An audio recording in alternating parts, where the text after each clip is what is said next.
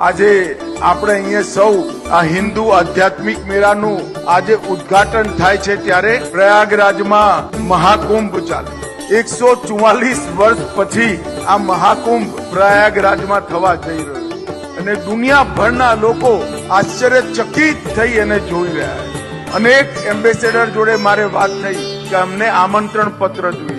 મેં એમને સમજાવ્યું કે કુંભ એવો મેળો છે જેની કોઈ નિમંત્રણ પત્રિકા જ નથી. ગ્રહોની સ્થિતિ આવતાની સાથે જ કરોડો લોકો આવે. એ લોકો આશ્ચર્યચકિત થઈ. કોઈ નિમંત્રણ વગર 40 કરોડ લોકો એક જગ્યાએ આવે. વ્યવસ્થા કોણ કરે? મેં કહ્યું સરકાર જે વ્યવસ્થા કરે એ વ્યવસ્થા રામ સેતુમાં ખિસકોલીની મદદ જેટલી. સરકારી વ્યવસ્થાના આધાર પર આ કુંભ નથી ચાલતો. અનેક સંતો, મહંતો, ધાર્મિક જનો, ધાર્મિક સંસ્થાઓ આ કરોડો લોકોના રહેવાની વ્યવસ્થા. અને કુંભમાં ગયેલો કોઈ પણ વ્યક્તિ હોટલમાં નથી રોકાતો.